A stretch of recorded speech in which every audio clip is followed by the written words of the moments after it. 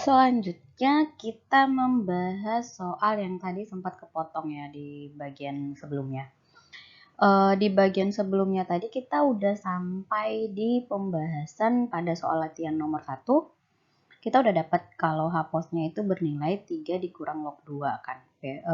H-posnya itu bernilai 2 kali 10 pangkat minus 3 molar. Nah, dari H-posnya nanti kita bisa tentukan pH-nya menjadi 3 dikurang log 2. Nah, ini kan pH awal, berarti pH sebelum diencerkan. Nah, pertanyaannya, berapa pH sesudah diencerkan lagi? Jadi, sesuai dengan tabel, pada pengenceran dengan kelipatan 10 kali dari semula, kita bisa tentukan langsung tanpa harus mencari M2-nya lagi. Nah, caranya adalah jika suatu asam lemah, ini kan asam lemah, diencerkan 10 kali semula dari 10 menjadi 100, berarti nanti pH-nya pH awal kita tambahi dengan setengah. Jadi dari pH awal 3 dikurang log 2 kita tambahi setengah menjadi 3,5 dikurang log 2 begitu. Oke.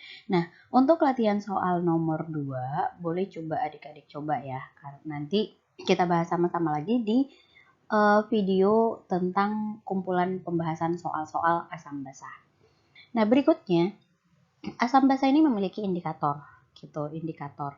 Nah, indikator asam basa. Tujuan dari indikator itu ada beberapa. Yang pertama, indikator ini merupakan zat yang digunakan untuk mengidentifikasi sifat asam basa suatu larutan atau zat. Misal, adik-adik punya sampel tapi nggak tahu itu asam basa. Jadi caranya kita berikan indikator untuk mengidentifikasi asamkah atau basakah. Yang kedua, indikator itu merupakan asam lemah atau basa lemah organik yang warna molekul dengan warna ionnya berbeda.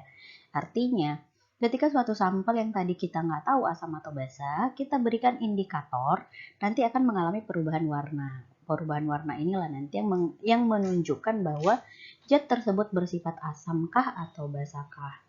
Yang ketiga, indikator asam basa yang dapat digunakan, pertama itu akan mengalami perubahan warna. Perubahan warnanya yang jelas ketika ditetesi asam atau basa. Kedua, indikator alami. Ada juga indikator alami, yaitu berupa ekstrak warna dari bunga berwarna terang atau menyala. Nah, yang umum paling banyak digunakan itu indikator adalah kertas lakmus karena harga relatif murah dan juga penggunaannya juga gampang. Namun, kelemahan dari kertas lakmus ini hanya menunjukkan sifat asam atau basa. Dia tidak menunjukkan berapa pH-nya gitu. Nah, lakmus itu umum digunakan ada yang berwarna biru dan berwarna merah. Jadi, ketika suatu sampel itu berwarna biru, berarti mengindikasikan zat tersebut basa. Dan jika berwarna merah, mengindikasikan sampel tersebut adalah asam. Indikator kedua yang juga umum digunakan yaitu adalah pH universal atau indikator universal yang ini. Kalau ini juga menunjukkan perubahan warna nanti di pada wadah kertasnya ini nanti ada ditunjukkan warna dan skala pH-nya. Jadi perubahan warnanya nanti menunjukkan skala pH-nya. Namun kelemahannya dia hanya menunjukkan pH yang bernilai bulat. Misalnya pH 1, 2, 3 seperti itu. Jadi untuk dia pH di antara 1 sampai 2, misal 1,5 gitu, itu tidak bisa. Nah, yang paling akurat untuk menunjukkan pH itu adalah adalah pH meter. pH meter itu biasanya salah satunya bentuknya seperti ini. Jadi jika pH meter kita celupkan atau kita masukkan ke dalam suatu sampel, nanti pada layar pH meternya itu akan menunjukkan berapa pH-nya. Bahkan pH-nya yang lebih akurat gitu. Jadi yang lebih akurat sebenarnya berapa pH dari suatu sampel itu adalah pakai pH meter. Nah, ada beberapa indikator dengan trayek pH dan ini sering digunakan di beberapa praktikum di laboratorium. Nah, dan beberapa soal juga ini nanti akan sering muncul Jadi di sini kakak akan mengajarkan bagaimana cara membaca dari trayek pH si indikator tersebut. Cara membacanya seperti ini. Misalnya ini ada indikator metil jingga. Trayek pH-nya berkisar 3,1 sampai 4,4. Artinya ada dua warna, warna yang pertama itu merah, warna yang kedua biru. Artinya, jika sampel tersebut ternyata berwarna kuning, merah kuning nih kan, jika sampel tersebut ternyata berwarna kuning, itu artinya sampel tersebut memiliki pH 4,4 sampai ke atasnya gitu, entah 5, entah 6 gitu. Namun jika sampel tersebut berwarna merah, itu artinya sampel tersebut memiliki pH 3,1 hingga ke bawahnya gitu. 3,1 berarti dari 3,1, 3, 2,9 dan seterusnya seperti itu.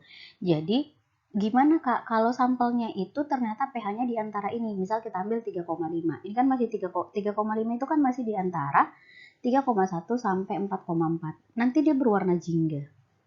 Berarti tidak berwarna merah, tidak berwarna kuning, atau warnanya seperti warna campuran merah dan kuning. Seperti itu cara membacanya, jadi adik-adik harus perlu ketahui. Boleh satu contoh lagi kita lihat nih, phenolphthalein atau sering disingkat dengan PP, ini juga salah satu indikator yang paling umum digunakan. Cara membacanya seperti ini. Trayek pH-nya itu 8,3 sampai dengan 10 kan. Nah, adik-adik punya sampel, kita nggak tahu nih pH-nya berapa. Ternyata ketika kita tetesin PP, dia nanti berwarna merah. Artinya kalau dia berwarna merah, pH-nya itu adalah 10 hingga ke atas. Gitu. Sedangkan kalau sampel itu ternyata tidak berwarna, itu artinya pH-nya itu 8,3 sampai ke bawah. Nah, jika sampel tersebut ternyata berkisaran pH di antara ini, itu berarti nanti sampel tersebut memiliki warna merah muda, campuran dari tidak berwarna menjadi merah gitu kan. Cara membacanya seperti itu. Mungkin agar lebih paham, kita boleh lihat ke satu contoh soal. Perhatikan tabel berikut, ada suatu sampel larutan A. Ketika ditetesin dengan metil merah, ternyata dia berwarna kuning. Nah, di sini ternyata trayek pH-nya 2,9 sampai 4 kan. Dan perubahan warnanya itu merah dan kuning. Nah, si larutan A ternyata memiliki warna kuning. Berarti bisa kita indikasikan bahwa si larutan A pada metil merah itu adalah pH di atas atau sama dengan 4, ya kan? Dengan metil merah. Untuk metil jingga ternyata dia berwarna kuning. Berarti kalau dia berwarna kuning sesuai dengan trayeknya ini, berarti pH-nya di atas atau sama dengan 6,2. Nah, untuk dia bromin timul biru atau BTB sering disingkatnya, ternyata berwarna biru. Nah, ini berwarna biru itu mengindikasikan bahwa pH-nya sama dengan 7 atau di atas 7 kan gitu. Nah, sedangkan dengan PP kan warnanya tidak berwarna. Warnanya tidak berwarna berarti trayek pH-nya itu adalah di bawah 8,3. Berarti nanti trayek pH-nya adalah di bawah 8,3. Berarti dari sini bisa kita simpulkan bahwa sampel tersebut memiliki pH di kisaran 7 sampai 8,3. Karena masih di atas 4, masih di atas 6,2, berarti yang ini tidak kita pakai dong skalanya. Jadi kita memakai pH-nya si sampel A atau larutan A itu berkisar 7 sampai 8,3.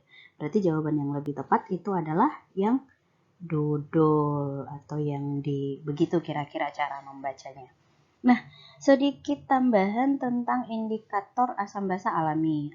Indikator asam basa alami tadi itu di bagian poin ketiga kita sudah bahas bahwa itu bersumber dari ekstrak warna dari bunga berwarna terang dan menyala. Dan yang umum itu digunakan mulai dari bunga kembang sepatu, bunga bougainville, kulit manggis, kubis ungu, kunyit, dan juga pacar air gitu. Tapi yang paling umum digunakan tuh bunga kembang sepatu dan kunyit. Nah, mungkin sekian tentang indikator asam basa, dan ini merupakan video dari video yang bagian dari asam basa dasar yang kita akan pelajarin. Selanjutnya nanti kita akan bahas tentang larutan penyangga, masih mengenai tentang asam basa namun lebih fokus ke asam basa yang sifatnya penyangga. Sampai ketemu di video larutan penyangga. Assalamualaikum warahmatullahi wabarakatuh.